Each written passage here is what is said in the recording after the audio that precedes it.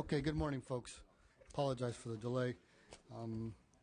Call to order the Assembly Committee on Public Employees, Retirement, and Social Security. Special order of business this morning. Dr. Hernandez will take up AB 1743, Political Reform Act of 1974, dealing with placement agents. Sure. Well, thank you, Mr. Chair. If you don't mind, I'd like to just make a public statement up here before I come down here. First of all, I want to congratulate you on your newly appointment for the Public Employees Retirement System as chair. But I'd also like to say that I want to thank everyone for allowing me to be chair this last year and a half. But most important, there's two individuals that I personally like to thank. Karen and Wendy. They did an incredible job. They made my job very easy, and I personally want to thank them for allowing me to work with them. And thank you very much, young ladies. Thank you, Dr. Hernandez. Big shoes to fill. Big shoes to fill for me. Let me welcome Mr. Chung, Mr. Lockyer. Thank you for joining us. Honored to have you here. Madam Secretary, could you please call the roll to establish quorum? Tirico. Present. Harkey. Here. Furutani. Hernandez. Here. Ma. Here. Nastandi. Here. We have a quorum. Quorum's established. Dr. Hernandez. Thank you, Mr. Chair and members. It is a pleasure to address you today on an issue critical to the integrity of the state's retirement system. I'm honored to be joined here by State Controller John Chung and Treasurer Bill Lockyer, as well as CalPERS Chief Executive Officer. I don't know if she's here or not. I didn't see her. And the sponsor, who are the sponsors of AB 1743. You are no doubt familiar with the political corruption scandal in New York in 2009 that exposed the unseemly influence of investment middlemen. This bill is an attempt to take action and restore confidence to taxpayers, state employees, and investors. Last year, as you know, I authored AB 1584, which required all public pension systems in the state to adopt policies requiring the disclosure of fees paid to placement agents, forces disclosure of campaign contributions and gifts made by placement agents to public retirement board members, and lengthens post-employment restrictions on influencing retirement board actions for former system executives and board members. As this measure became law, it was clear to me that the sponsors that we should do more to address the influence of placement agents and their roles as lobbyists. This legislation will subject placement agents who seek business with PERS and STIRS only to the Political Reform Act, defining them as lobbyists and subjecting them to gift limits, ethics classes, and prohibiting campaign contribution and contingency bounty compensation. Placement agents who don't seek PERS and STIRS business or business from any of the hundreds of other public and private investors in California would not have to file with the FPPC. This measure has generated considerable support already from groups like California Common Cause, Caltax, the California State Association of Counties, the FPPC, and the California Professional Firefighters. Most of the opposition to the bill that I have heard from had no problem with the registration requirements, and while I understand there are remaining issues with how this will affect investments in minority communities and prohibition on contingency fees, I believe this is an appropriate response to what has been a growing problem. Mr. Chair, I thank you, and I respectfully ask for your aye vote. Thank you, Dr. Hernandez. Which order would you like to proceed with your witnesses, sir? Why don't we go... we'll go with the treasurer or the controller. I thought it was supposed to. Okay. Mr. Lockyer? I guess I'm chosen. Mr. Chairman and members, let me take a moment to address what seems to be the real controversy. We already have disclosure laws, limitations on gifts and so on that have been enacted both by the pension systems as well as the legislature. So the real issue here is contingency fees. Now, I'm a contingency fee lawyer, so I'm familiar with the system. I think there are sound ways to differentiate between private justice systems and the legislature, state government, and the large pension funds. And if people want to, play intellectual games about those things, I'm happy to try, but at least I'll disclose my own sort of perspective. what we're talking about with these people who are hired by the big loss, basically Wall Street firms, is and called placement agents. They're middlemen, they're lobbyists. What they do is lobby the public pension funds and particularly try to develop relationships with individual board members which will advance the interests of their clients. That's okay. It's fine. It's what people do in life. They do it here. They do it everywhere. They do it in the private sector and the public sector. It's interesting to me that we're hearing a particular emphasis on, well, what about the small guy and the minority firms? And I think Joe Deere can probably best address that, but to mention it, there's extraordinary sensitivity, policy and practice in the two pension funds in California and local ones about that. Whether it's John Chung trying to get more minorities and women appointed to boards of directors of large corporations, or the $15 or $16 billion that PERS and STRS has committed to helping emerging managers in the small firms and their various ways of trying to connect with them. The truth is there are hundreds and hundreds, probably thousands of people looking for billions of dollars from those big pension funds. And they don't all win. And they all have reasons to explain why they don't, frankly. And, you know, I hope that there are competent judgments being made, and Joe's the best one to address that system. One of the things I've seen, and the chair would be familiar with arguments like when somebody proposes an oil depletion or an oil severance tax, you hear from the little oilman in Bakersfield that it's going to somehow put down their 20 barrels a day production. You don't hear from the sisters, the big 98% of the production. They put the small guys up front. This is Wall Street. That's what it is. It's Wall Street defending their fees and their current business practices. It can change. And the proof of why it's needed and why it's changed comes from this building. 60 years ago, the legislature abolished contingency fee practice for lobbyists because it was an invitation to corruption when they have a financial stake in the outcome. Now, the argument probably was made then, I don't know, I wasn't here, but you hear from the stories from the kind of old timers. Well, you know, the system will crash. We have to do it that way. That's the way we do it. This is the empirical refutation of the claim. The lobbyist book. They have figured out how to be effective making their claims before the legislature without contingency fees. And it's what will happen in this world if it is changed. Clearly, it seems to me, trying to get a big piece of the billions of dollars available for investments in their various products and firms is equally, if not more, tempting or potentially corrupting. Now, we've seen a whole lot of bad press about the, frankly, obscene fees that certain firms have got. And, frankly, I've noticed some of the lobbying of people that were part of that action. It's fine, that's their right. But I don't think anyone can defend those fees. I think PERS and STRS are determined to try to prevent them with their own practices. But part of the reason we have a law proposed for you is, first of all, these are lobbyists, and they aren't just lobbying at state funds. They're lobbying in local county investment and city funds as well. So it would be a sensible state law, I think, and a good reform. And if nothing else, it addresses the optics.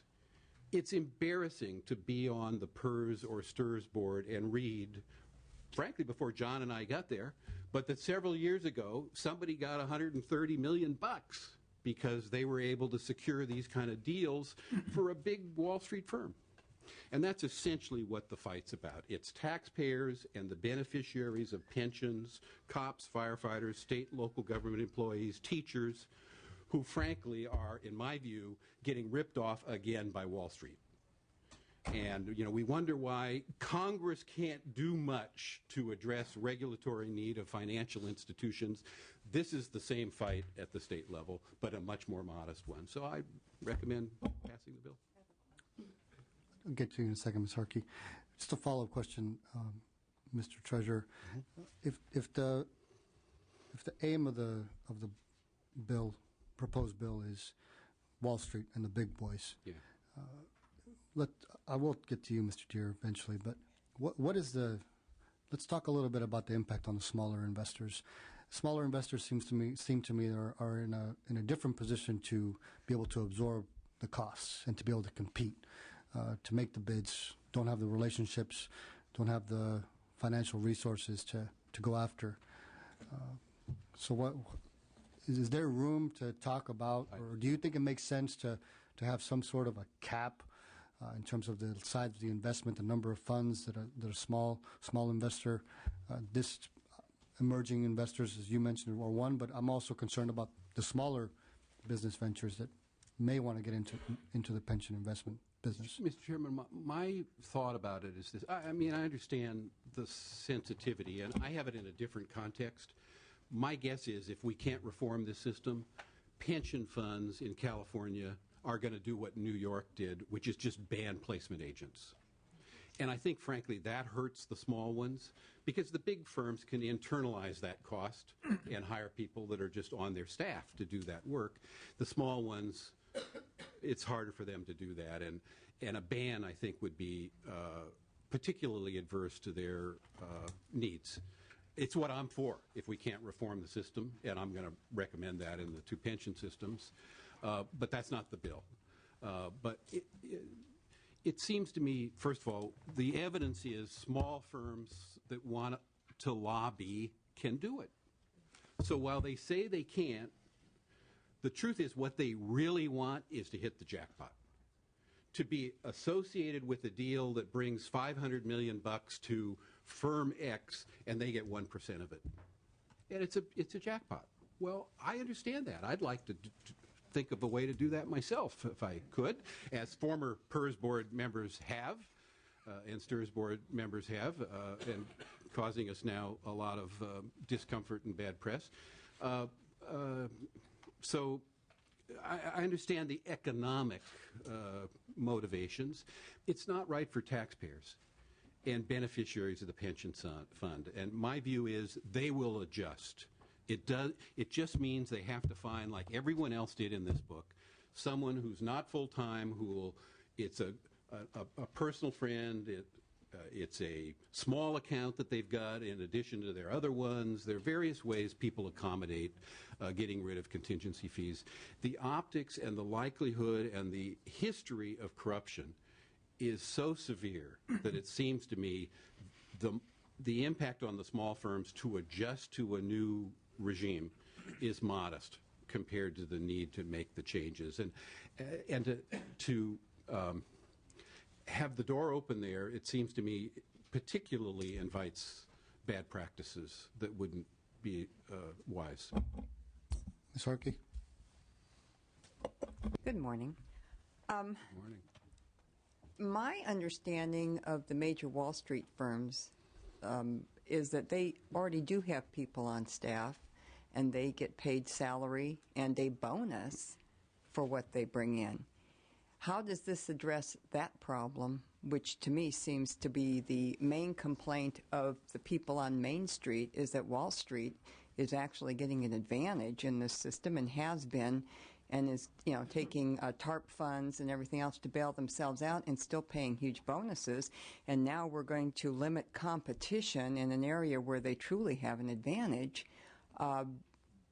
by the contingency fee. They don't need a contingency fee because they hire on staff. So how Do you want me to do it? how does that work? You can go. I'll start now. Oh, go ahead. Finish it. For Mr. I'm Joe Deere, CIO of CalPERS.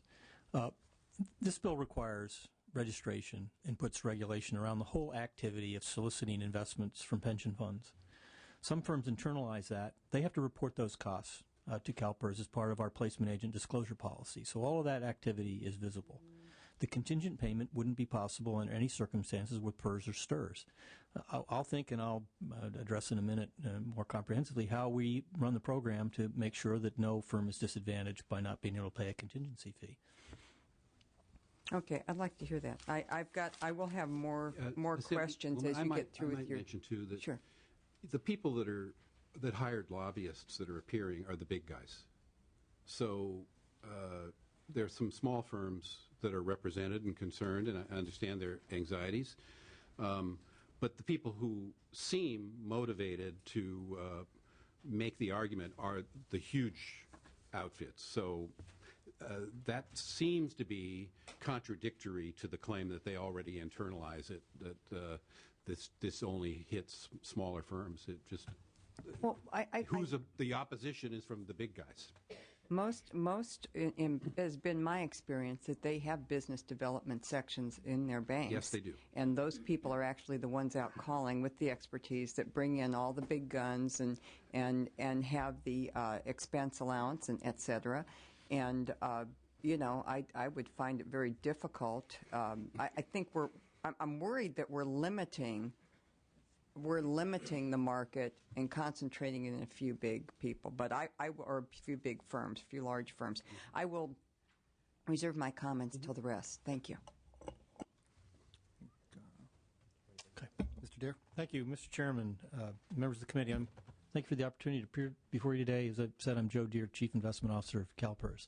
I want to address, I think, one of the principal arguments used against the passage of AB 1743, that by banning contingency payments, small firms, often minority and women-owned firms, will be precluded, shut out from receiving investment from CalPERS. Essentially, their argument is small firms sometimes feel compelled to hire placement agents to pitch their proposals because they don't have the money or staff to promote their investment ideas like the big financial players do. They contend that they can't afford to compensate these individuals like other firms, that they have to make the payments contingent on success on the deal getting done. And as a consequence, these middlemen receive a cut of the investments. I can't speak for the money managers or their marketing campaigns, but I can speak for CalPERS and its rich history and legacy of outreach to new and small emerging managers. And I can tell you that a ban on contingency fees will not hurt the ability of emerging managers to do business with CalPERS. In fact, my staff and I work with a determined zeal to ensure that no money manager, especially small and emerging ones, should feel a need to hire a placement agent to get an investment proposal in front of us. The reason is simple. CalPERS values diversity. We derive a competitive edge from our efforts to reach out and find the best and most diverse investment skills and ideas the marketplace has to offer.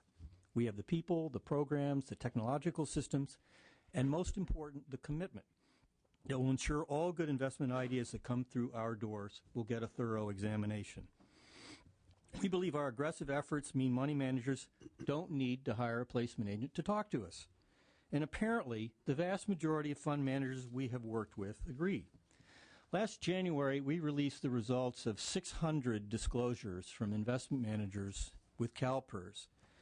According to these disclosures, 80% of the managers with business from CalPERS did not use a placement agent at all.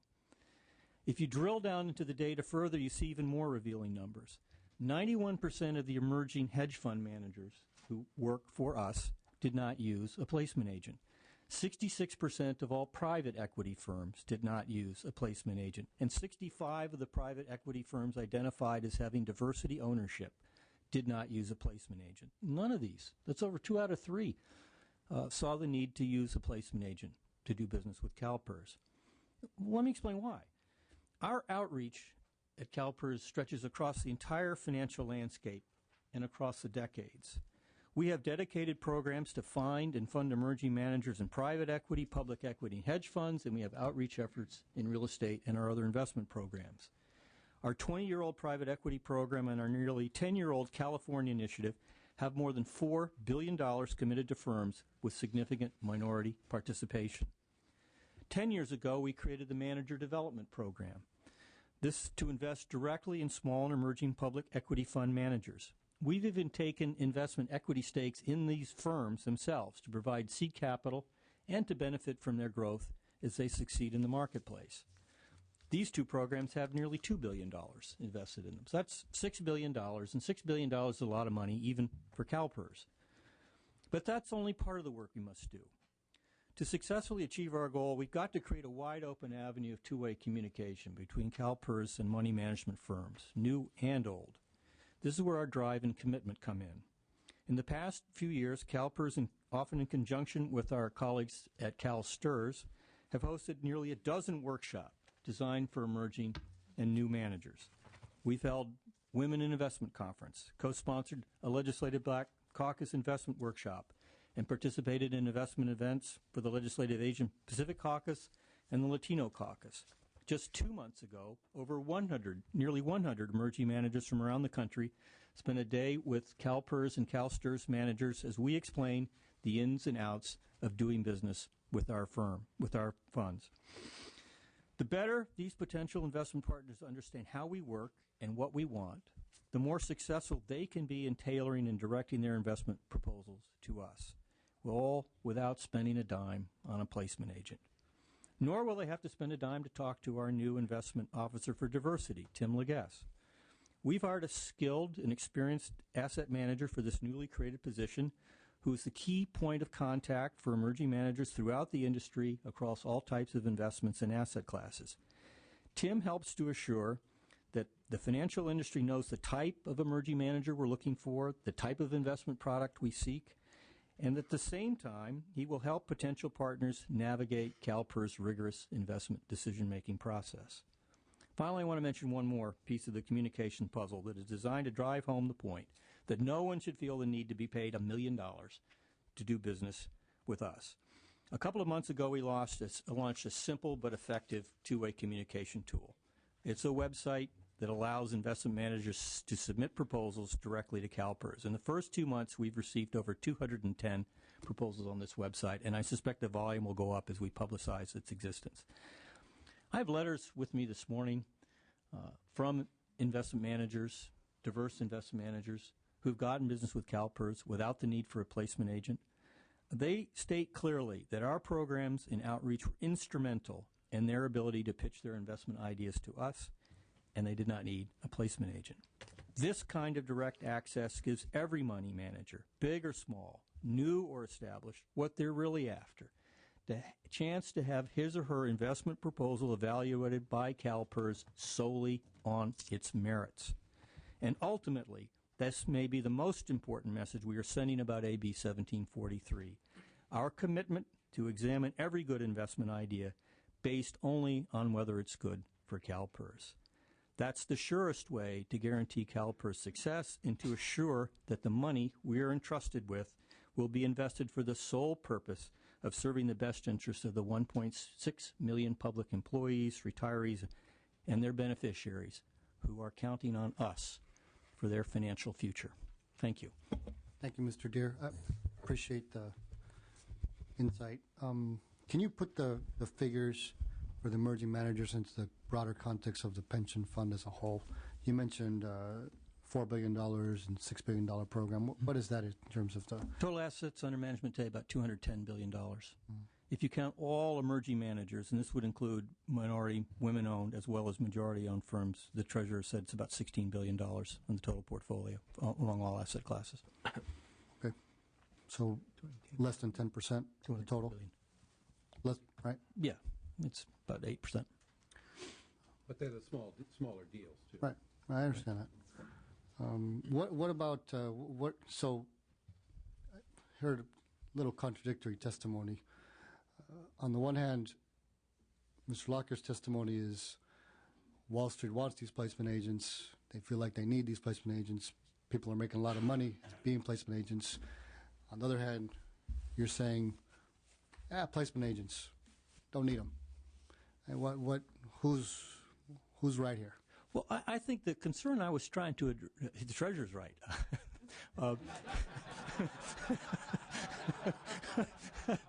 The point I'm trying to make is that the concern is that if a money manager can't hire a placement agent, they can't get their proposal in front of CalPERS. And it's put up as this is an issue of small emerging managers can't do business. They'll be hurt by this proposal. if you look at the volume of payments made to placement agents as disclosed to CalPERS at our request, it's, with one exception, very large firms have received the vast bulk of these placement agent fees. So he's really correct in terms of who the dominant players are and who the significant players are. And I'm just trying to address the concern that I've heard that somehow this will have the unintended effect of disadvantaging new and emerging managers from being able to do business with us. Mr. Chairman, if I could Yes, ask sir. a clarifying question. Joe, what proportion of your 210 is index funds and things of that sort? Right. Exactly. Over $70 billion of that are index funds in public equity, So- and another about $30 billion of fixed income assets that are managed internally. So half the assets really don't lend themselves readily to emerging managers. So it's really 16 of 100 is probably the closer number. Appreciate it. Thanks for the clarification. Mr. Chung? Good morning, Mr. Welcome. Chair. Good morning, members. Thank you for this opportunity. It's a great pleasure to be with Assemblymember Hernandez in support of his important legislation and be with the State Treasurer and our Chief Investment Officer.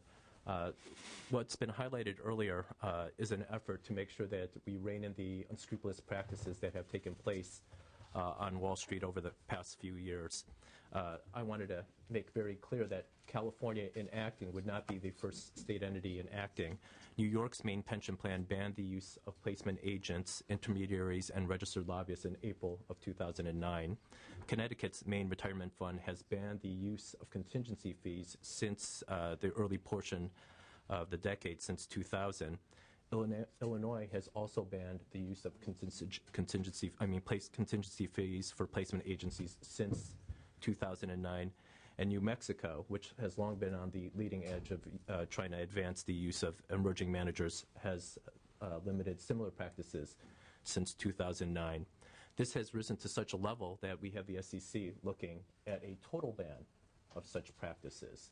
We have kept the door slightly open. We are sensitive to concerns, but as indicated by the State Treasurer and our Chief Investment Officer, we have made extraordinary efforts year in and year out to provide equal access or perhaps even greater access to those who have felt disadvantaged. The institutional players that have long been stalwarts in this industry already have well-developed relationships. They already have partnerships with the major institutions across this country.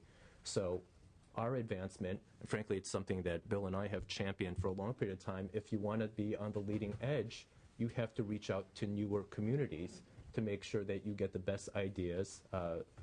Assemblymember, you've been long active in these types of efforts in making sure that you provide greater access. Part of that's a recognition of diversity, not in its traditional sense, but diversity of talents and sets. And so whether it is Joe or Bill or I or the other members, CalPERS, we go to the New American Alliance, reaching out to the Latino community very actively.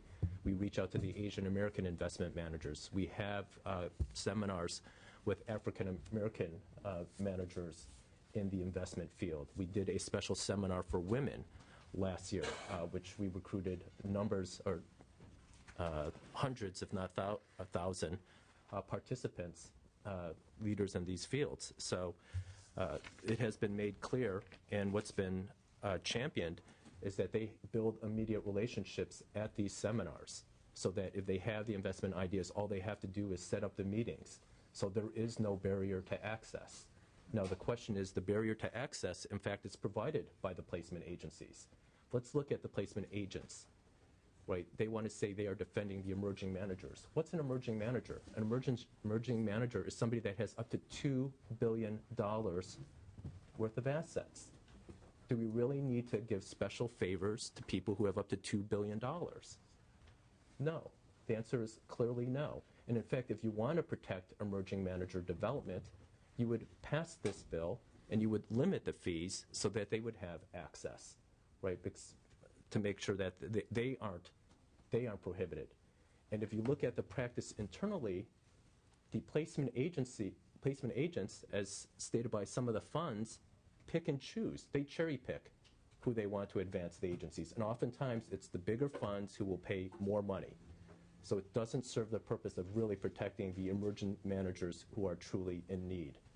This is about greed. It's not about need. And we also talked to some of the placement agents who said, we want to protect the emerging managers. If you really want to protect the emerging managers, why don't you offer some type of program? Why don't you provide some type of assistance to provide entree? Why is it only strictly about money? And they weren't willing to discuss other types of programs because it truly is a cash cow for the placement agent industry. And so that's what we're trying to stop. As Bill highlighted, frankly, at the other end, we have a responsibility as public officials to protect the Treasury of the state of California and the retirees who have worked their lives in service to the common good of California. So at the end of the day, you are hurting the taxpayers' pocketbooks and you are hurting the retirees. And you put our system in even greater danger by not enacting this type of legislation. Thank you, Mr. Chung. Mr. Chairman, Mr. Locker. it may be the last time I'm here because I know you'll hear. I doubt it, sir.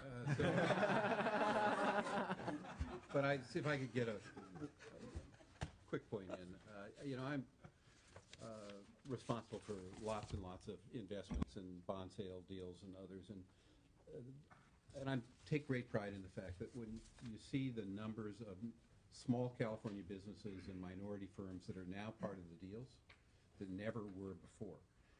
I think the point is it really depends on political will and philosophical commitment more than there hadn't been a placement agent, not a one with our deals, and yet I'll have a minority firm say to me, we've done more business with you in 3 years than we did since 1906 with every prior treasurer. And it makes me feel good that they're getting a piece of the action and they're putting it back into their business. So my point is, it's about will and commitment.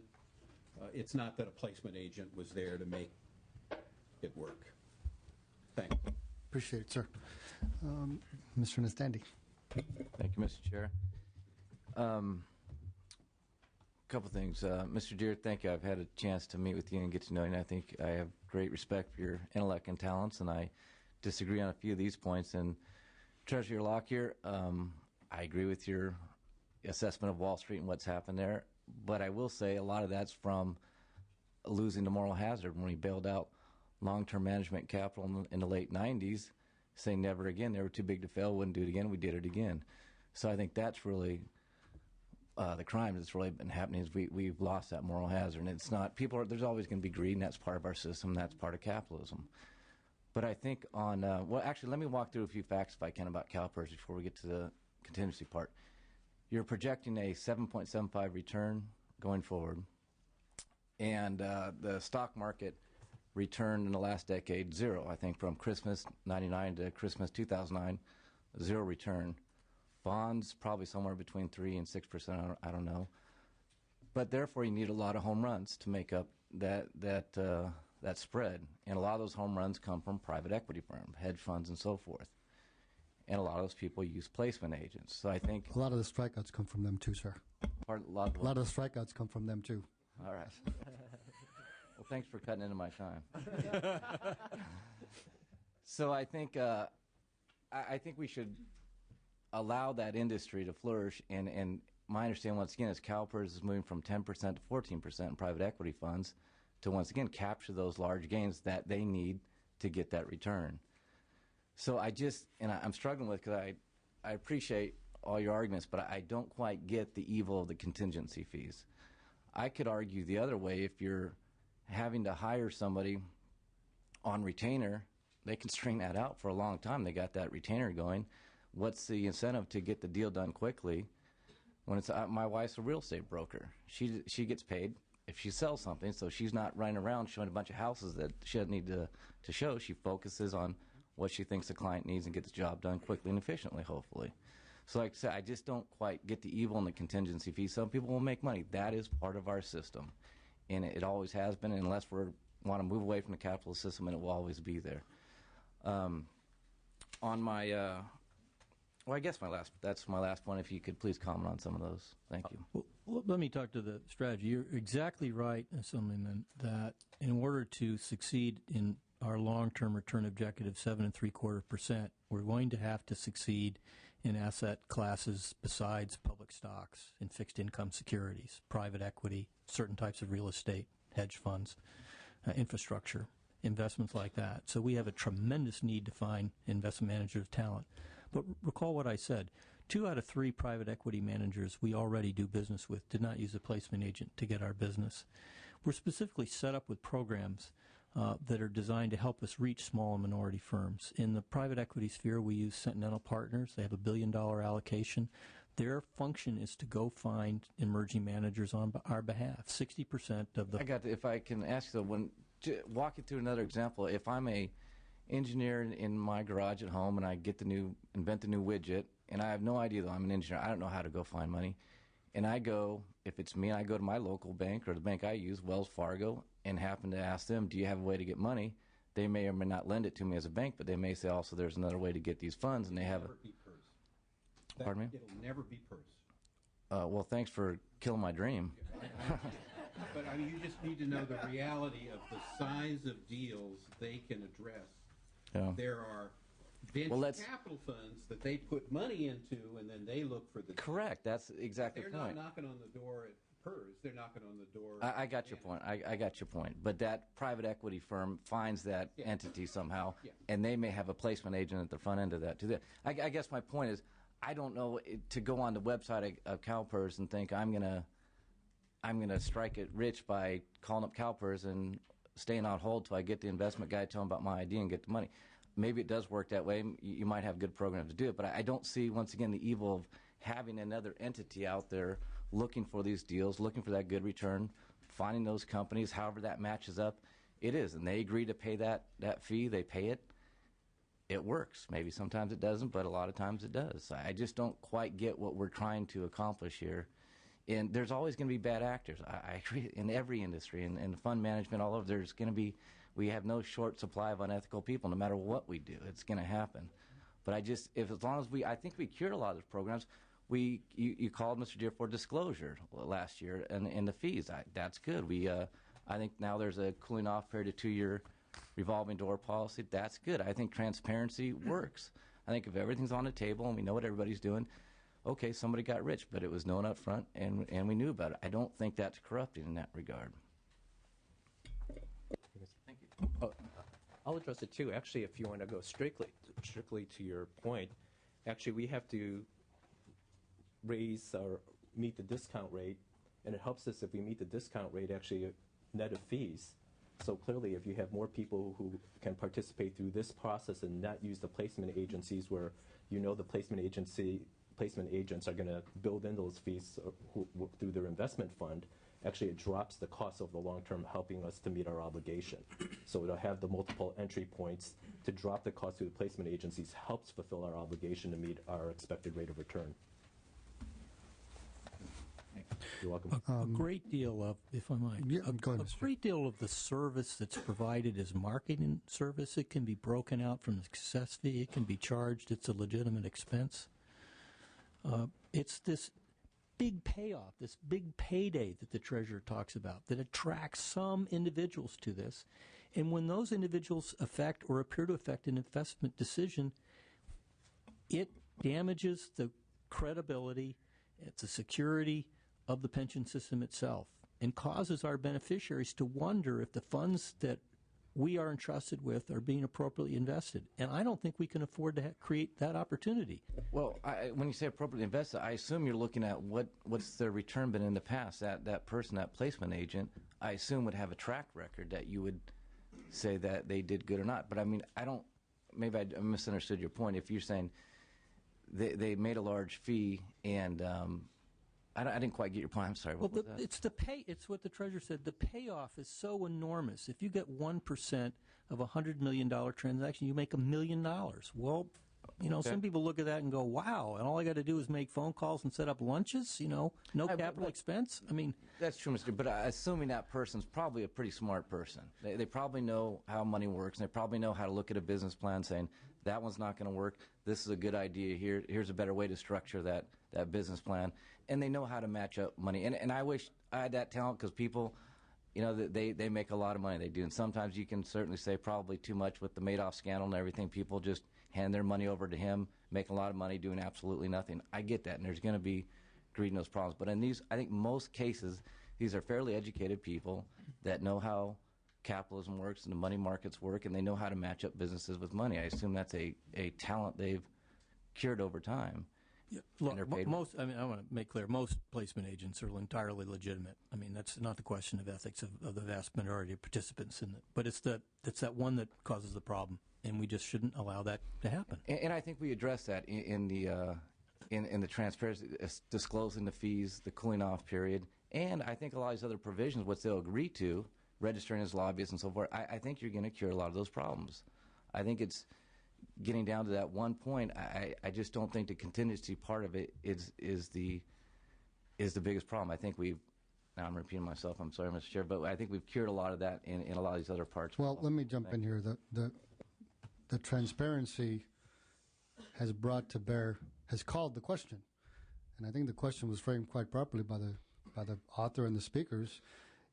Does it make sense for public pensions to be paying these brokers, in essence, exorbitant fees? And is that a good use of public money? Now, you seem to think you're okay with it. You're right to that. The panel disagrees, and the members. How do you establish what that proper payment is then? Well, what if they hire? to be negotiated. That's to be negotiated. Well, yeah, it's negotiated on the deal when they do it. But what if they hire a placement agent then on a $200,000 a month retainer fee for 2 years or something like that? I don't know. Which they're allowed to So do. Under this bill, they would be allowed Well, to. I know, that's my point. well, so what's the appropriate fee? I mean, how do we? Well, I mean, I think that the earlier example of the change from contingency fees to a ban on contingency fees for lobbyists and transparency together will limit those aberrant results. But I think you can. Well, let me wait. Look, All right. I'm sorry to interrupt, but I think everyone's clear on your position on the bill. I think everyone's clear on the panel's position on the bill. I want to first of all welcome. I'll get to you, Madam Vice Chair. I want to invite Ms. Ma, a new member on the committee. Welcome to the most powerful committee in Sacramento, Ms. Ma. I think you had a question. Thank you, Mr. Chair. That's why I asked to sit on this committee. I'm new on this committee, so perhaps you can just talk a little bit about placement agents, like what are their qualifications, how many there are, do they work independently, are they 1099, are they W-2 employees for firms? I kind of don't understand the whole setup. Okay, so a placement agent represents a money manager and attempts to place an investment by a public pension fund like CalPERS with the manager, and in return gets a percentage of the investment, typically 1% of the investment. I want to make something really clear. CalPERS money is not used to pay placement agents. It comes out of the investment manager. So no public money is used to finance this activity. It's really important to understand that. The placement agents, under the current policy of CalPERS and the law that you passed, are required to register as broker-dealers with the Securities and Exchange Commission. But I don't know about whether it's W-2 or 1099 within the firm. But the money they make is a percentage of the investment that the public pension fund commits to the investment manager. That's the economic engine that drives the business. So registering as a broker-dealer, what is the qualification to be a broker-dealer? You have a testing. certain standard. I mean, you can't have bad ethics. Your track record is reviewed, and your registration subject to revocation if you violate ethics or other securities industries laws. They take certain exams, education. I know there's an education requirement for the Series 7, yes, which is the test that people take to be broker-dealers. And then do they have to recertify every year, or what's the registration? You're getting to I had a license for about a year before I went back to public service, and I just don't remember. Can I get that information for you? Yeah, I'm just wondering because, like as a CPA, we have to do 80 hours every 2 years. Yeah, so. now the bill under consideration here would require training under the California ethics law every 2 years by all people who are registered lobbyists, which is the existing requirement, and it would place placement agents under that same education requirement.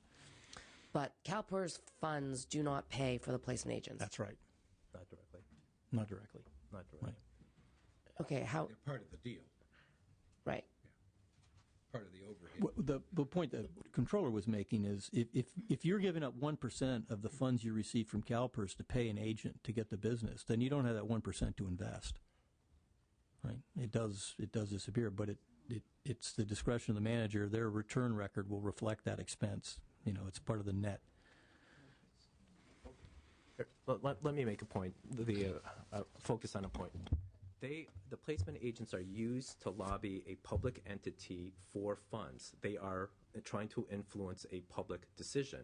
So the legislature, a few decades back, thought it would be prudent to not put a contingency fee based on a contingency. And so in essence, the question you raised, which is a legitimate question, Assemblymember Stande, is that should we lift the restrictions on hourly rates that we pay all lobbyists in Sacramento? Or should we retain the same formula that has been in place for decades? Because they are acting as other lobbyists in this room. Perhaps we may see people with more $1,000 suits because this is a multi-million-dollar issue. So do we want to treat lobbyists differently? Ms. Harkey?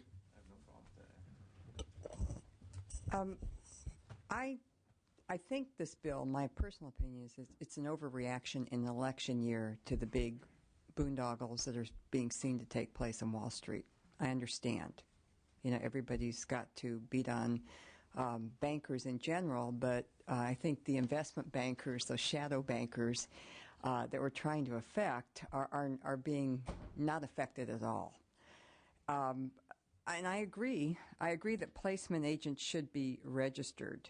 And I think we just heard what kind of the reporting requirements are now from Ms. Ma. The claims seem to be that the private placement agents are buying off, as I'm reading these lawsuits, that they're actually buying off the pension fund board members is more the problem. So my question, and several board members are being investigated by the SEC in New York and other places. So my question is, how are the boards of the public pension funds chosen? And might that be more the focus? What are their reporting requirements? What are their criteria? And you might be able to help me with that, sir. Well, 2 are constitutional officers, the treasurer and the controller. 6 are elected by various beneficiaries. There are 13 board members at CalPERS. Others are representatives of other boards. Thus, the State Personnel Board appoints 1 member. The head of the Department of Personnel Administration is a member. An individual with experience in the insurance industry is a member. A local government representative. The insurance industry member and the local government representative are appointed by the governor. So the CalPERS board structure is not subject to the domination of any one elected official. It's a highly independent. Board, and again, 6 of the 13 are elected by the beneficiaries. They're all required to file Form 700s, all the disclosure requirements. Absolutely. They are, and they do their whatever the equivalent is of maybe a 460 as well, for whatever it is. What is it? Somebody out there is yelling it out. I think that was a random number. Oh, okay. Well, okay, so... STRS has more appointed by the governor, just to, and locally they're typically appointed by the county board of supervisors or the mayor. And they have to report any gifts. Yeah, oh yeah. Anything. So it appears to me the SEC is really honing in on this problem. I'm very, very concerned when we say that we're here trying to solve a problem. It's 2/3 did not use placement agents, so 2/3 of your investments didn't use placement agents to begin with. In private equity, 80% total didn't use a placement agent. So If you look at all the 80% managers. did not in all. So it seems like it's not a huge problem, and the website can be used with or without a placement agent. So I think you're handling that very, very well. But and one more question. You said something about index funds. Why would they need a manager? We manage them internally, You so manage there's no them opportunity for an outside manager to get that business. Okay. I'm really concerned. I appreciate Mr. Nastandi's comments here. I think we're trying to solve a problem that may not be at the crux of it. I think we've got some people doing some illegal activities, making profits where they should not be. And I think that's more of the issue. And I don't know how you regulate for that. I think that we've got, I think that the placement agent should be registered, no doubt about it. But I can see where somebody on a contingency basis, as Mr. Nastandi said, would have a little more time to be looking around for a deal. And they are not getting fees from CalPERS. That's a finder's fee that they're probably getting from whoever they place the deal with. CalPERS doesn't pay, as I understand, CalPERS does not pay the placement agents directly. Right. Is that correct? That's right, yes. Okay, so this isn't really a CalPERS problem.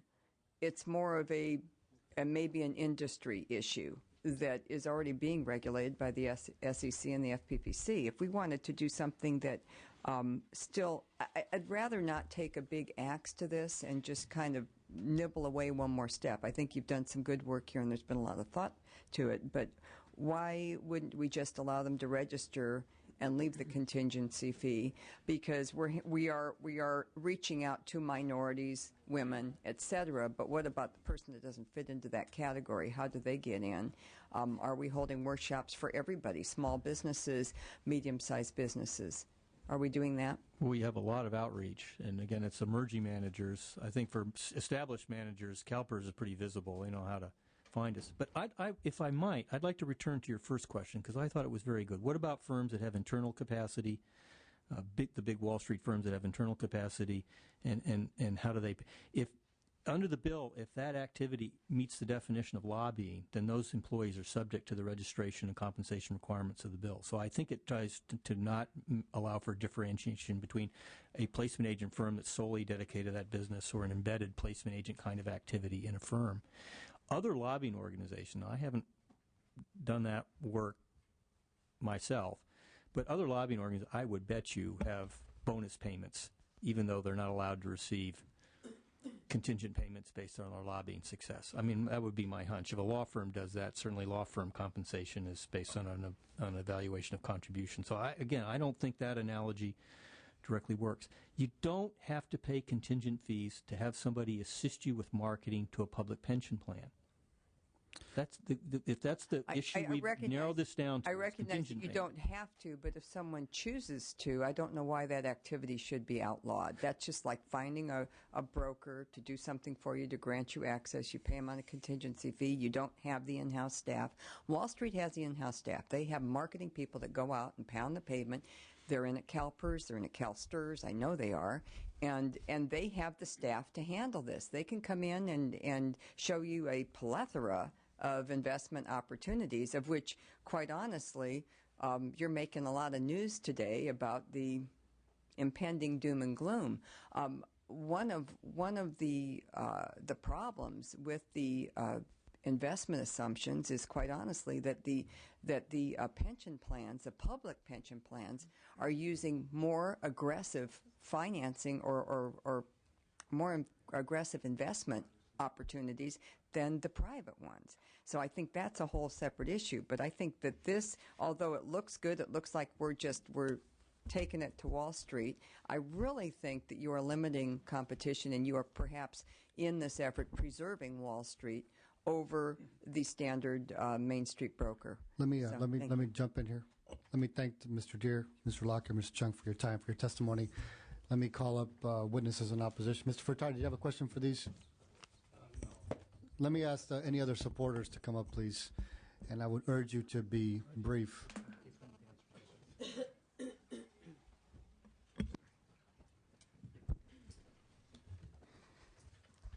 Mr. Chairman, members, Terry Brennan on behalf of the Service Employees California. We represent about 500,000 active and retired CalPERS members. And as brief as I can be, I'll quote George Deere, the treasurer's right. We support the bill. Mr. Chair, members of the committee, Christy Bama representing the California Professional Firefighters. Also in the interest of our active and retired employees, we're in support of the bill. Rhonda Pascal on behalf of Secretary of State Deborah Bowen. Again, the Secretary supports the bill for the reasons already articulated by the esteemed panel previously. Dave Lowe, California School Employees Association. I can tell you that the investment staff over at CalPERS are very accessible. You know, we've brought people over to meet with them. They're always available when we need to. So, you know, this whole idea that you need to hire all these different people to get through these hoops is really, you know, a lot of fallacy. And the other thing about this small large firm issue, I mean, you look at what has been in the paper and what was in the analysis. You know, $59 million paid to an individual from Apollo. This is not a small firm. And the other thing is that these groups that are getting money, that none of them would be considered sort of generally small. In order to do business with CalPERS, I mean, a $50 million investment into a manager would be considered a small investment. So we're not talking about mom and pop stores here. We're talking about organizations that do have the capacity to hire the people to do the due diligence. These investments need to be made based on due diligence, not on political contacts, and this is a good bill. Jerry Gonzalez with AARP on behalf of our 3.2 million members in support of the bill. Faith Conley with California State Association of Counties. We strongly support this bill. Mr. Chairman and members, Willie Pelote, representing the American Federation of State, County, and Municipal Employees, 170,000 members, both active as well as retirees, in support of the bill. Thank you. Let me hear from witnesses in opposition to the bill, please.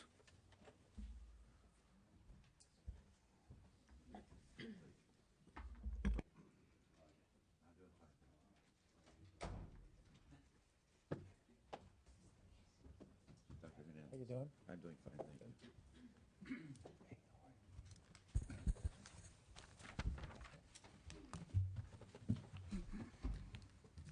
Mr. Chairman, members of the committee, Dr. Hernandez, and distinguished proponents of AB 1743. My name is Terry McGann. I am the managing partner of California Strategies and Advocacy, and we represent the Blackstone Group. We are here to respectfully listen as well as testify. Importantly, the Blackstone Group is prepared to support AB 1743 if certain amendments are adopted by the sponsors and authors following this committee hearing. We have hand-delivered our letter of concern, not letter of opposition, our letter of concern regarding AB 1743. Importantly, our client is in support of almost every single sentence in AB 1743. We will look forward to supporting Dr. Hernandez's legislation, again, if we can secure the amendments which we believe are essential to avoiding certain unintended consequences of this legislation. In addition to my introductory comments, we also have three professionally experienced experts providing brief but critically important comments about financial markets and specifically the impact of AB 1743 on those markets. We are focusing on three key policy issues that form our concern to the well-intended but potentially harmful and misdirected implications of this bill. First, professional placement agents are not by definition fixers or finders or manipulators of ethical standards of behavior. Unethical individuals are abhorrent to everyone in this room. Second, AB 1743 has the potential to directly harm, in spite of the previous testimony, we believe potentially harm the integrity and success of emerging placement agents or firms that are often owned and managed by women and ethnic minorities. Their collective value added could be permanently compromised by this bill. Third, it is our collective view that success fees or transaction fees or outcome fees or whatever you want to call it can work and should work for all parties in an open, honest, and fully transparent public process. Fundamentally, the one key issue before the committee and in this bill, in my own view, is not what Treasurer Locke here identified, who's a very good friend of mine and someone I have highest regard for. It is not contingency fees. That's not the issue. The real issue is, in a pension fund, if you are a member of a pension fund and your staff and your board members actually see and observe and know in advance what fees are being consummated in this transaction, they can either accept or reject the proposal in advance of the award. Why give an award and then sit back and say, well, I had no idea that those kind of fees would be paid? Know in advance before you provide that money, and then you don't have a problem with whatever the fee is and whatever you call it. It's a transaction fee, or it's a success fee, or it's a contingency fee. But if you know in advance and you don't like it, give the portfolio back. Don't do the deal. wait for someone else to come along with a fee that you can live with. And now I'd like to have our other witnesses make very brief comments. Is someone going to talk about the amendments that you're proposing specifically? We have chosen, our client has chosen not to submit formal amendments today. There are amendments that have been given to the committee through the trade association, SIMFA. Okay, so you're not going to talk about those amendments? We will be glad to talk about them, Mr. Chairman. We don't have them in legislative council format, but yes, I'm prepared to talk about them as well as our client. Okay, thank you. Appreciate it. Welcome. Thank you very much. Good morning, Mr. Chairman and members of the Assembly PERS Committee. My name is Kim Chamberlain, and I am Managing Director and Counsel of State Government Affairs for the Securities Industry and Financial Markets Association. It's a pleasure to be here today to be able to comment on California Assembly Bill 1743. SIFMA and its member firms are deeply committed to maintaining the integrity of the professional placement agent industry. We applaud Assemblyman Hernandez, the bill sponsor, for recognizing the valuable role of professional placement agents while seeking ways to eliminate both bad actors and even the appearance of impropriety by legitimate ones. As Terry indicated, SIFMA supports most of the provisions contained in Assembly Bill 1743. We do, however, have serious problems with the provision which prohibits lobbyists from accepting payments on a contingency fee basis. We have submitted a fairly extensive letter to the committee detailing our position. My job today is to try and give you, in 2 minutes or less, a brief overview of what professional placement agents do and how they differ from finders. There are 5 points I hope that you will take away from my testimony. Point number 1, professional placement agents are subject to substantial regulation. They are broker-dealers registered with the SEC, and they're subject to federal securities laws, regulation, FINRA registration and supervision, and applicable state law. They will soon be subject to further federal regulation, as FINRA has, at the SEC's request, agreed to promulgate additional placement agent-specific rules.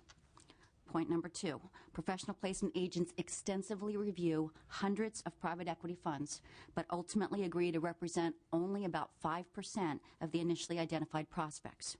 Professional placement agents are essentially saying to potential investors, look, we have explored hundreds of opportunities. We chose to represent this investment over all of the others because we think this is a good investment opportunity for you. Because their reputation is on the line, they take client selection and representation very seriously.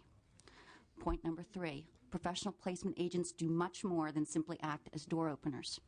While my written submission goes into substantial detail, professional placement agent services include conducting extensive due diligence, assisting with the preparation of marketing materials, advising on fundraising strategy and timing, and identifying and arranging meetings with a wide range of potential suitable investors, including corporate pension plans, insurance companies, charitable foundations, college and university endowments, and public pension plans and retirement systems. Point number 4, a typical capital raising campaign takes, on average, approximately 18 months of intense work by a team of people who work for a placement agent. Some campaigns are very successful, others are not. And finally, point number 5, professional placement agents perform a very different role than persons hired merely as finders or for introductory services. A finder generally does not perform and is not qualified to undertake many of the due diligence, project management, distribution, and roadshow functions undertaken by professional placement agents. Rather, a finder may often be unregistered, and he primarily provides his clients with access to a narrow group of potential investors, focusing on personal relationships with high-level officials. A chart summarizing some of the differences between professional placement agents and finders is attached to my testimony at Appendix A. SIFMA would not have an issue with banning contingency fees for finders. A finder's limited role of opening doors to a small group of California pension funds could presumably be compensated on a flat fee basis. SIFMA, however, does not support banning contingency fee payments for professional placement agents.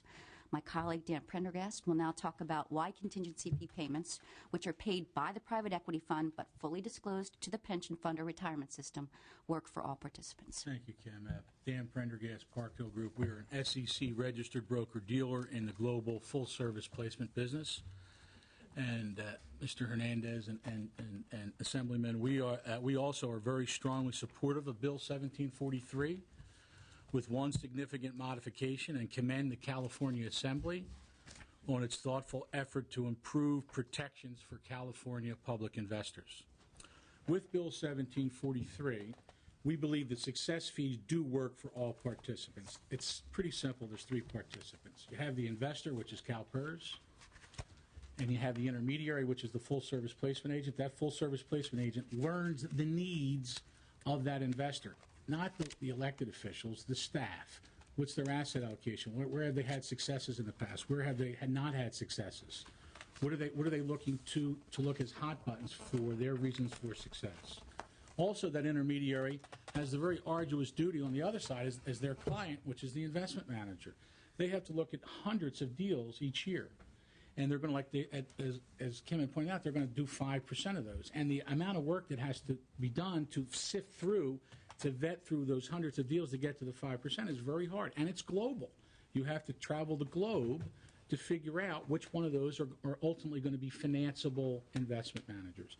And ideally, in the final scenario, you'll have all the skill sets of the investment managers that have been vetted and due diligence by the intermediary, and then it'll match up with the investor.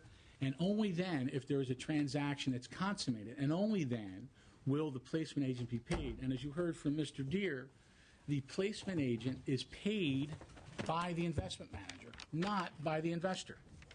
To get to a couple statistics, and Mr. Deere had perfect statistics, as he had mentioned, in 2009, just as the broad brush in private equity, there was 900 private equity investment managers. 54 used some type of an agent, an intermediary.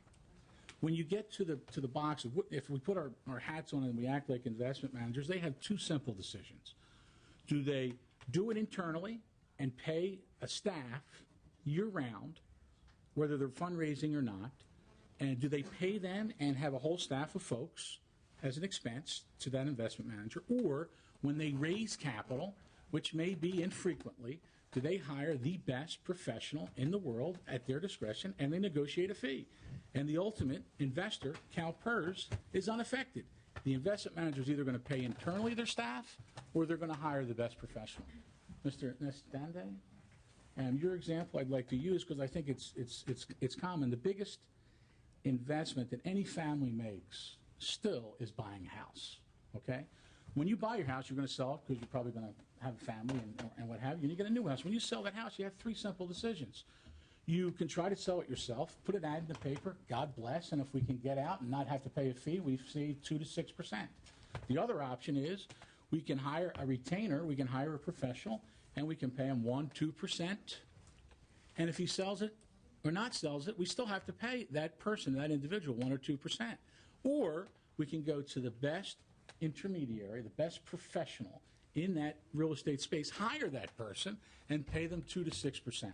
We'll negotiate it down to 2. If they're at 6, we either do the bid or we don't do the bid.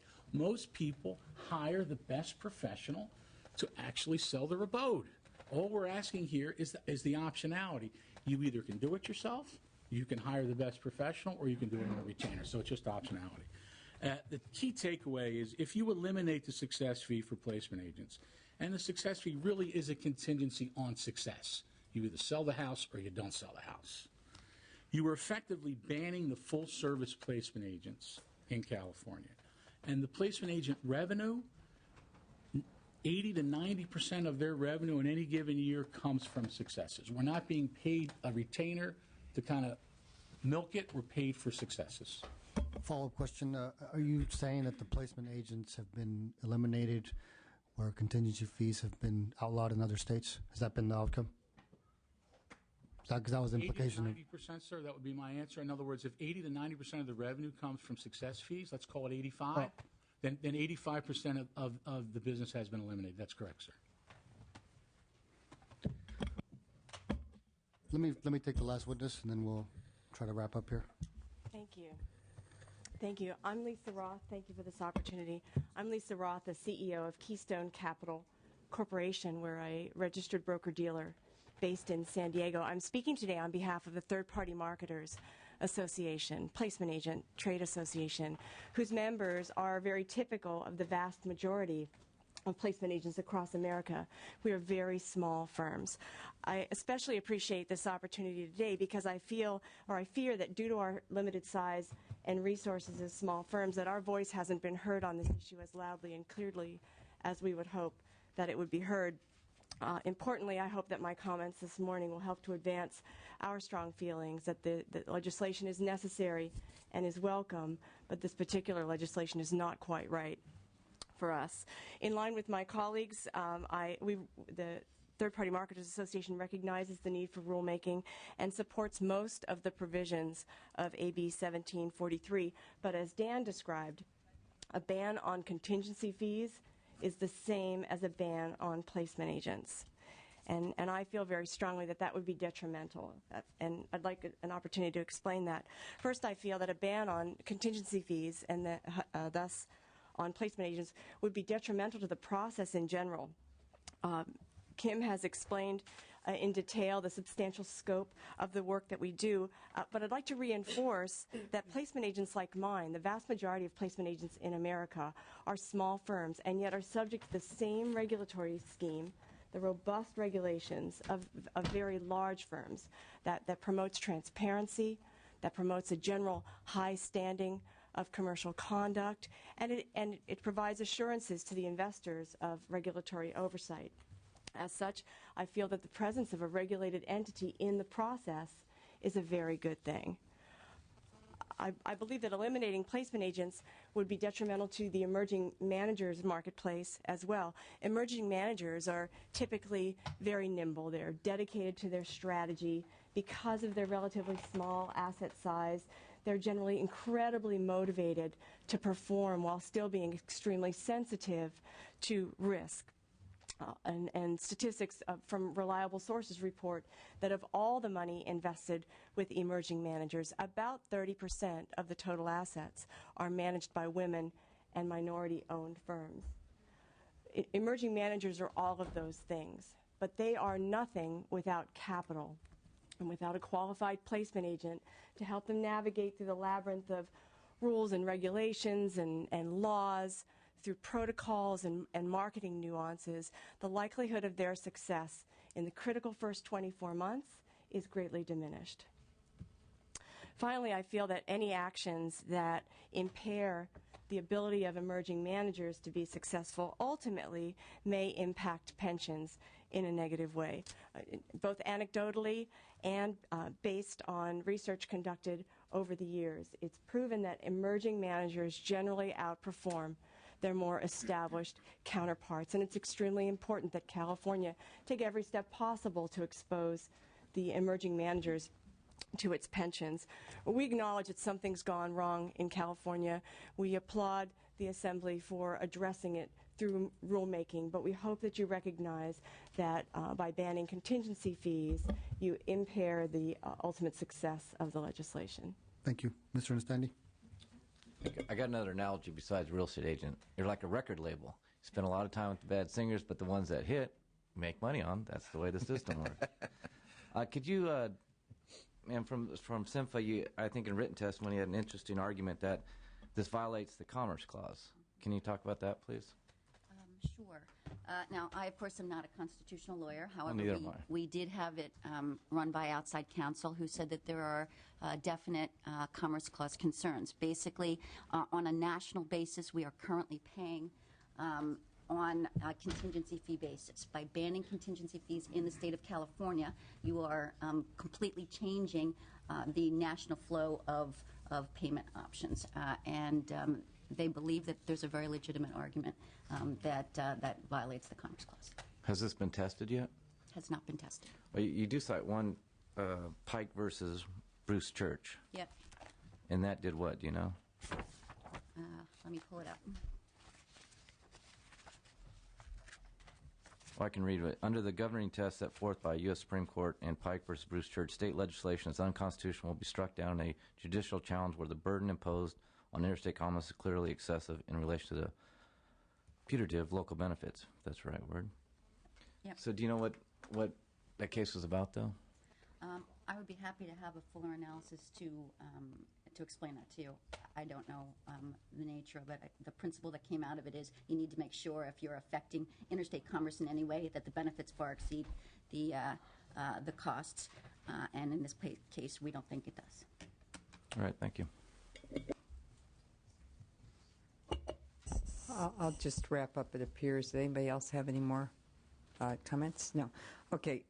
I find this chart extremely helpful, and I think this is the point we're trying to solve for. I think we're actually trying to solve for the finder fees. And as I read the current litigation that's going on in New York and around with the different investment funds and the SEC investigations, it appears that the finder fees are actually the source of the problem, not the professional placement agents. You have to be SEC registered, so you have to take your Series 7, which is a tremendous burden and disclosure burden. And okay, yeah, that's really the point that I wanted to make. Is there a motion for this? Well, I have some questions since these folks are here. So you take your Series 7, and then how often are these placement agents reviewed? And can people complain against them and file a complaint? Yeah, every placement agent from a bona fide full-service placement agent, you have to take your Series 7. Then you have to take your Series 63 to operate in that particular state. If you will have a senior relationship at the firm and you supervise anyone, you have to take the Series 24. Okay, so that's 3 licenses. You have continued education. After the first year after you pass the Series 7, you have a 2-year hiatus.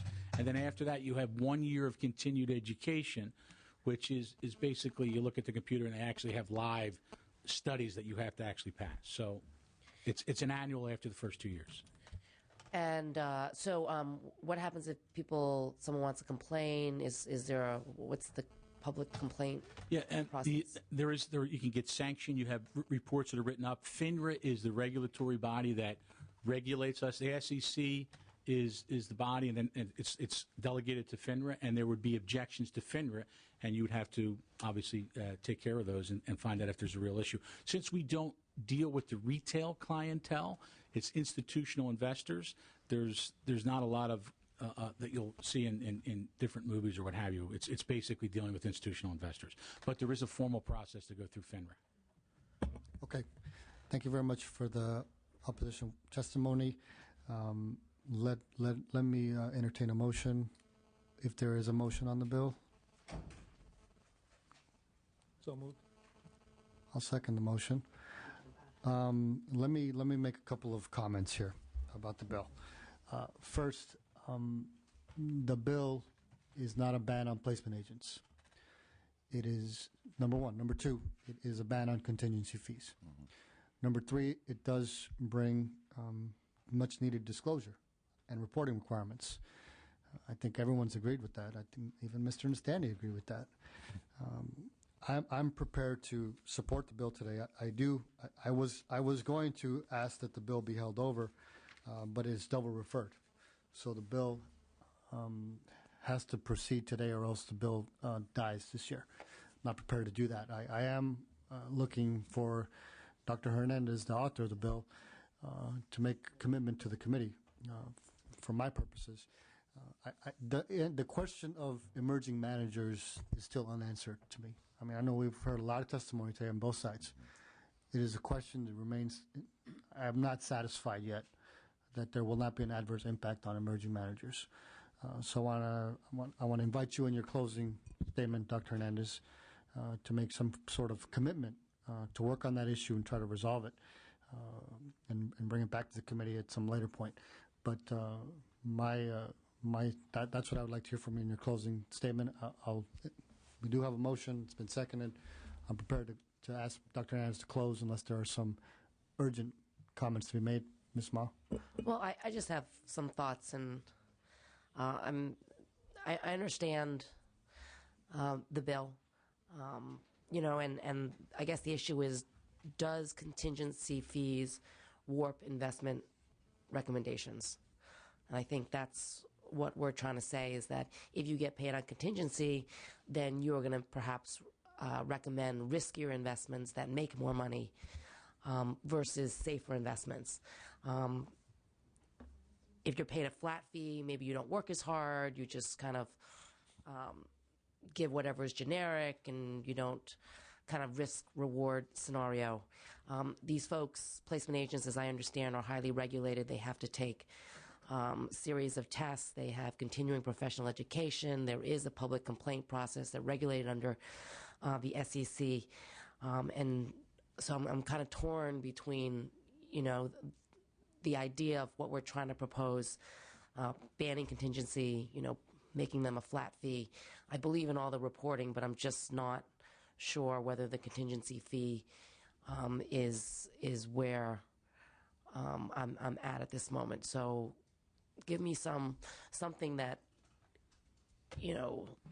that convinces me that what these folks have been doing, they're professionals. I'm a registered CPA, you're a registered doctor. We all have to go through ethics training. We're all watched and regulated and, are concerned about our license, that what they're doing is wrong.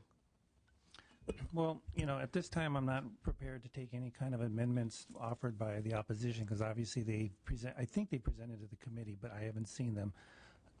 So as far as contingency fees, that I'm not willing to address at this time unless we have some dialogue between now and the next committee. I will be willing to make a commitment to the chair to look at the emerging managers because I believe I have some concerns as well. But obviously a lot of those have been addressed by CalPERS with regards to the ability for CalPERS to reach out to emerging managers. But I will bring it back to the chair and to the committee with regard to the emerging manager issue. Can I take that as your close? Yes. All right. Madam Secretary, please call the roll. Tirico, aye. Harkey? No. Harkey, no. Furutani? Hernandez? Aye. Hernandez, aye. Ma? Ma not voting. Nastandi? Nastandi not voting. Bill's on call, Dr. Hans. Thank you very much. Mr. Portantino? Thank you for your patience, sir. He was next, right? Oh, is Mr. Nava? I apologize, Mr. Nava. It is signed in order. Mr. Nava is next. AB 1592.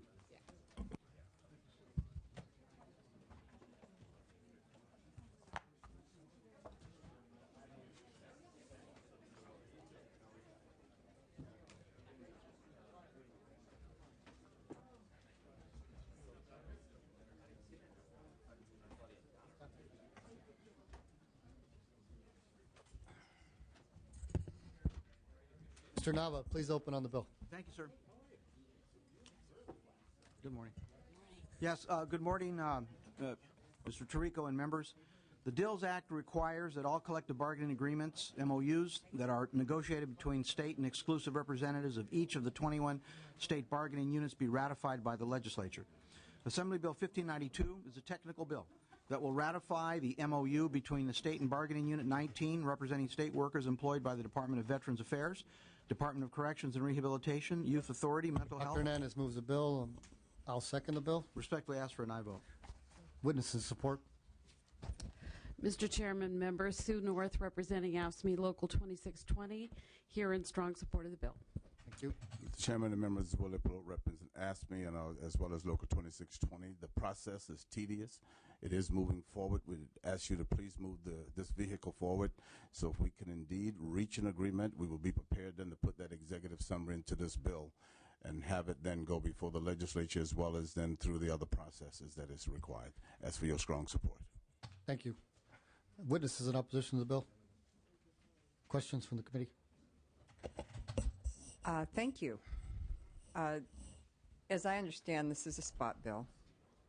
It is. When we are looking at $20 billion deficits for the next 4 to 5 years, and we only start with $84 billion, how is it that we should be negotiating something like this now that might hinder our negotiation abilities and the ability to pull the state out of its de facto bankruptcy scene? Well, let me respond to that.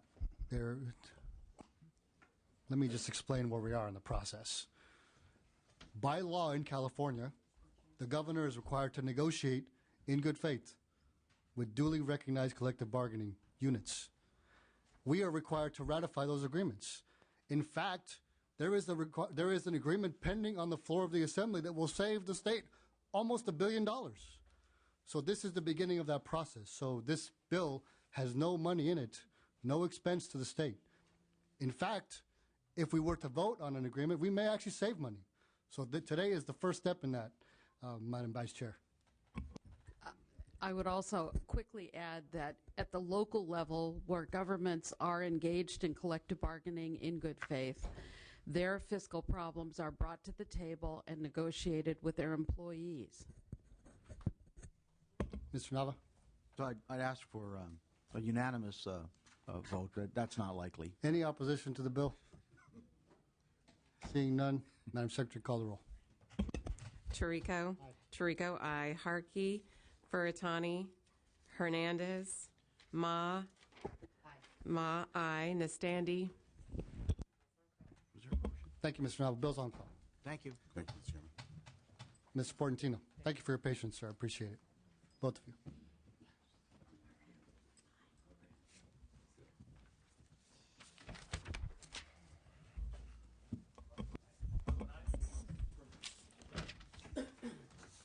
Not a problem. On AB 1592, Madam Secretary, open the roll again, please. Hernandez. Aye. Hernandez, aye. Bill remains on call. Ms. Harkey, on AB 1592, Mr. Nava. Harkey, no. Mr. Portantino, thank you for your patience, sir. Thank you, Mr. Chair and members. California is continuing to face an economic crisis that could soon leave the state without cash to pay its expenses. In response to this, I will again be introducing legislation to implement a salary freeze to 2013 for state employees earning over $150,000 per year. In his State of the Union address, President Obama emphasized that government must tighten its fiscal belt. This measure is an opportunity to heed that call. As the elected leaders of California, we have a responsibility to our constituents to show we understand the difficulties they face in their home lives, and we are willing to rein in spending and ensure tax dollars are spent in a reasonable manner. Similar to my previous proposals, this measure will impose a strict categorical prohibition on salary increases for state employees earning over $150,000. The legislation will allow the governor to make exemptions for certain safety employees and exempt employees governed by a memorandum of understanding, individuals covered by collective bargaining agreements, and classifications subject to oversight by the federal receiver. California faces a $20 billion... Hernandez moves the bill. Ms. Moves the bill. I would point out that many of you voted for this bill, and it passed this committee unanimously last year, and I respectfully ask for an aye vote. I just think it's incumbent upon us to earn the public's trust when we have an opportunity. We certainly are making headlines with how we are treating those amongst us who are making the least amount of money. Certainly we can find an opportunity to freeze salaries for those who are making over $150,000. Witnesses in support of the bill. Ms. Harkey? Do you have any idea how many employees this will encompass, since we're exempting anybody part of a collective bargaining unit? Which it's about 1,000 employees. And are they at-will employees, or are they're not involved in any collective bargaining agreement? No, they're not. They're not. So these would be management-level positions? Including legislative staff. Okay. You know, I just want to make a quick comment, if I could. I have been working with or speaking with public employees coming into my office about situations and ways the furloughs are a problem, and different things that we're trying to do. And this seems like it's another approach that, although well-intended, is probably just going to hammer somebody without actually achieving any real result. What I'm trying to do, and what I'm stressing, and I'm hoping that the rest of the members feel too, is that we have a lot of very highly valuable public employees working for us, and they're being top-down managed rather than asked where they'd like to save the money or where they could save the money. And rather than tell people, well, you're at 150, but since you're, but if you're, because you're not in a collective bargaining unit, in essence, you're not a part of the union, we're going to restrict your salary. But if somebody was a union member, their salary would be okay. I think that there's ways to save money. I've suggested maybe we we eliminate departments' budget. Each department take a 15% cut in their budget. Would they know how to manage it? And they say yes, they would. They'd know where to save money. They'd know where the duplicative efforts were. So rather than picking on employees that may sound good, like $150,000 is a lot of money, and I understand that, but we're segmenting out people. We're creating winners and losers in our selective process here, and I really can't support this for that reason. Mr. Chair, if I could respond. Certainly. Thank you. I disagree. I think it's incumbent upon us to say that we as a legislative body get it. And at a time when we're making those amongst us who are making $35,000 share the burden, and we read in the paper that certain government agencies have been giving exorbitant pay raises, I think it's incumbent upon us to say that we're going to make those who are making over $150,000 share in the burden. And I think that's what this bill does. It does have a real savings. It does have a tangible multi-million-dollar savings attached to it. But I think it also sends a message, and I believe even the Orange County Register pointed out that this was a prudent, practical thing to do to get this issue out there to say that those amongst us who are at the top are sharing. And frankly, when I read in the paper of some of our institutions giving out pay raises, it makes me even more passionate about pushing forth this issue to say to the public, whether you're, regardless of where you live in this state, that we're willing to say that the top wage earners are going to share in the burden of tightening our belt. I think this is a prudent way to do that. Yeah, I know the register often goes off on these things with probably, I would like to say, and even be quoted with very little background as to what's really going on behind the scenes. It sounds like a good idea. This is a hot button issue, and I get that. However, my staff is paid in the 30s. And they're not allowed any salary increases. So the fact that some people in let's say, probably leadership positions or whatnot, or upon leaving position actually increasing staff, and then upon bringing people in, increasing salaries rather, and then upon bringing people in, increasing salaries for maybe a new job is a problem. It's a bad press item. But I don't think this goes to the root of the problem, which is that maybe the overall budget process for the legislature needs to be looked at. Maybe everybody needs to, maybe people that I've hired in at $20,000 and $25,000 that can never see a raise again because it's politically bad need to be reassessed in some fashion because we lose staff. This $150,000 range is not the issue, but if it were applied statewide to all employees, yeah, then okay, that's probably a fair deal, and we'll look at that because we know that sounds high. And I appreciate what you're trying to do, and I know the flack that the legislature has taken for our leadership boosting salaries at this time when people are out of work, but I just don't think this goes to the real problem. Mr. Portney, let me invite opposition witnesses to come forward, and I'm going to let you address these Before points. the opposition, I did want to make close. There is no opposition witnesses. Are there? Please come forward. because my comment probably deals with the opposition as well.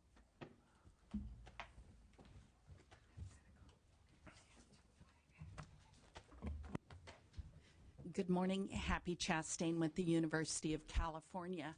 And the university does understand the severity of the budget crisis. In fact, we have instituted a furlough program. Top management staff have taken salary reductions, and we do currently have a salary freeze in place for senior staff. However, we are concerned about our faculty, and we feel that this bill will reduce our ability to retain and attract top-level faculty at our campuses, and therefore we would oppose the bill. Next witness, please. Andrew Martinez, California State University. We are also opposed to this measure. We have also been doing the budget reductions, including hiring freezes and a furlough program for all management employees of 10%, except for public safety employees.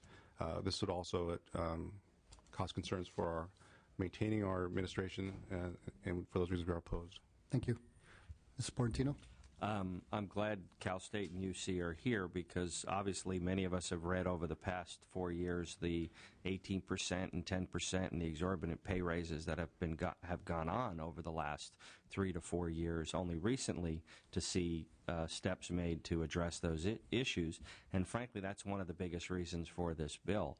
Is at a time when we're making it harder and harder for students to go to college, when we're raising the cost and affordability, affecting adversely the affordability of our fine institutions, to watch the Cal State and UC over the last 4 years continue to give out exorbitant pay raises during this tough economic situation cries out for this bill to be passed to send a message that we're not going to essentially tax our students and let the highest paid amongst us continue to disregard that financial crisis. So I think their opposition to this bill makes it even more important that it pass. Thank you, Mr. Portantino. I appreciate the comments. I'll take that as your close.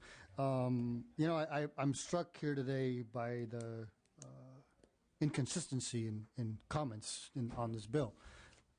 Just earlier, the Vice Chairwoman was bemoaning the fact that we have a budget deficit, ongoing negotiations, woe's me, let's save money. We give her a bill to save money, she's not going to vote for it. Problem number one. Problem number two, I hear from the UC system here, they say that they're tightening the belt. They need more money for staff and faculty. They don't support AB 656, $2 billion. Another inconsistency. So bill's been moved. I will support the bill. I want to be added as a co-author. Madam Secretary, please call the roll. Tirico. Aye. Tirico, aye. Harkey. Furutani. Hernandez. Aye. Hernandez, aye. Ma. Ma, aye. Nastandi. Aye. Nastandi, aye. Bill's out. Thank you. Mr. Solorio.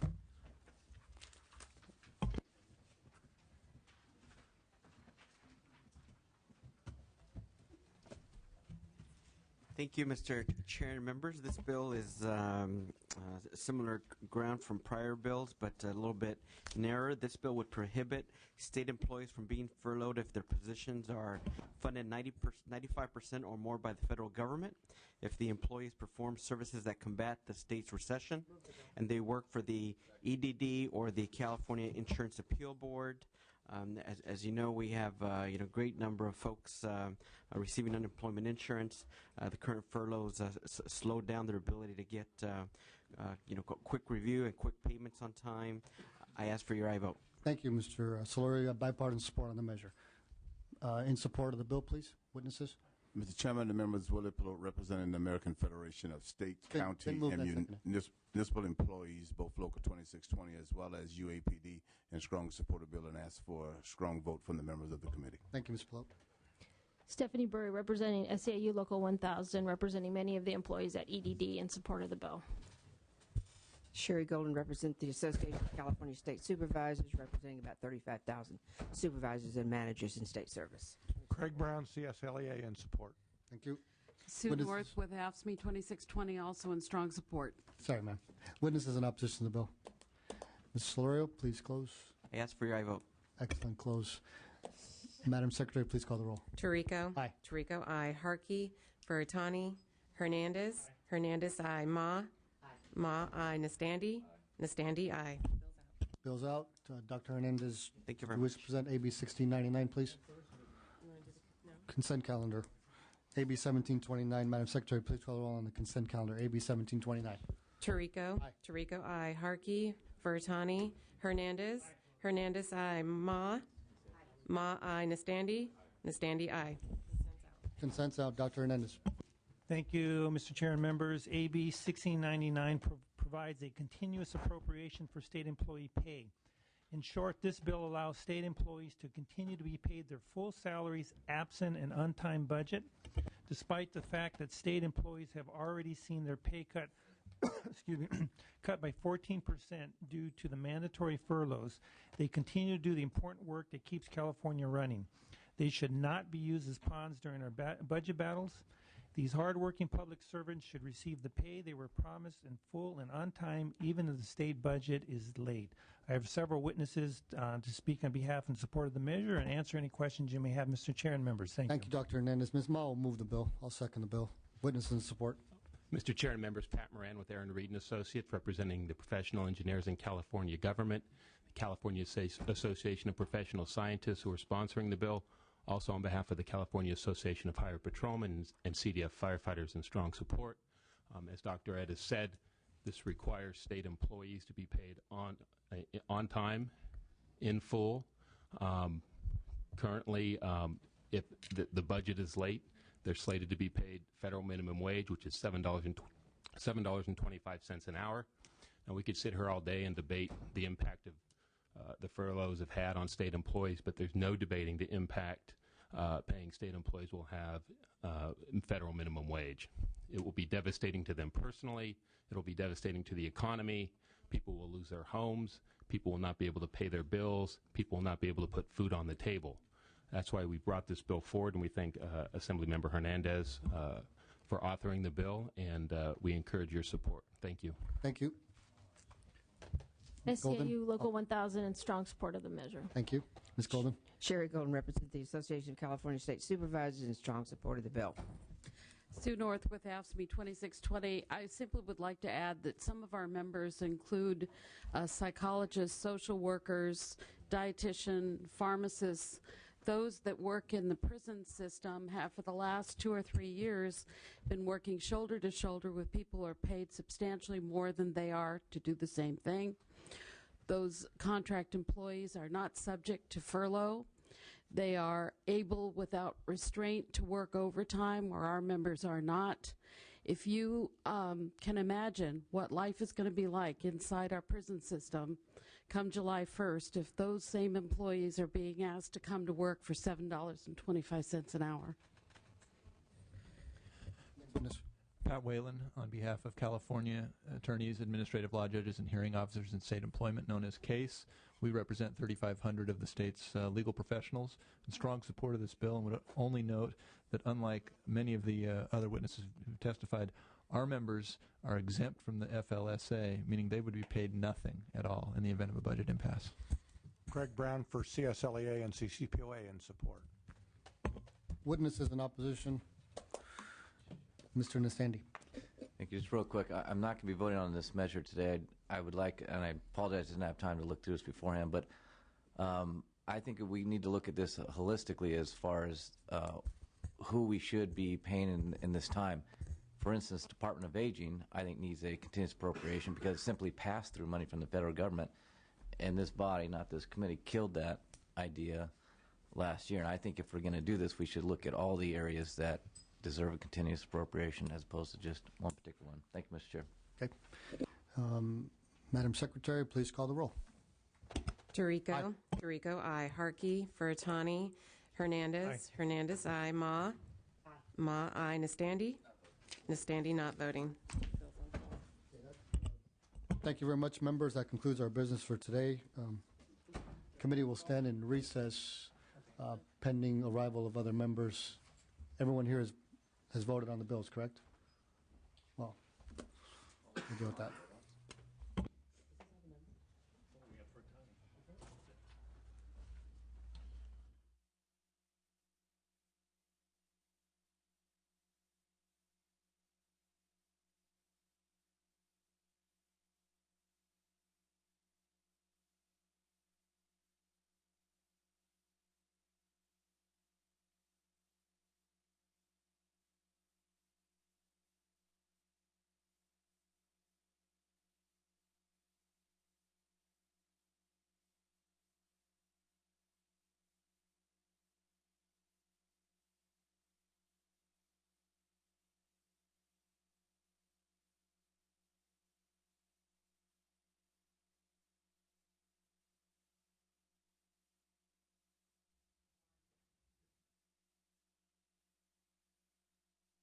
Please lift the call and call the roll on AB 1699, item number 3.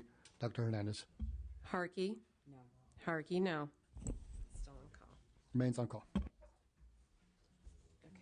You open 1729. Let me. He doesn't need to open that. It's not on call. But she wants to add. But I will allow Ms. Harkey to vote. Please open the roll on AB 1729 consent calendar. Harkey? Yes. Harkey, aye.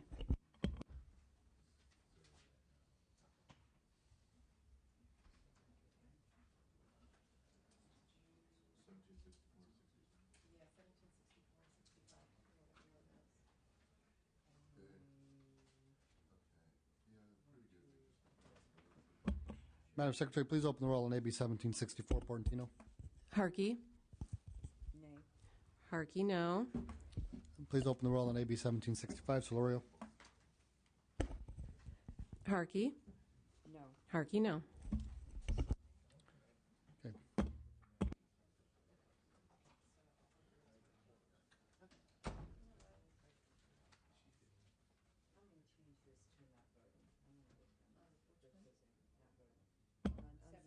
I've changed my vote on 1765. Reopen the roll on AB 1765, item number 6 by Mr. Solorio. Harkey? Not voting. Harkey, not voting. Okay. Ms. Harkey changes her vote from no to not voting.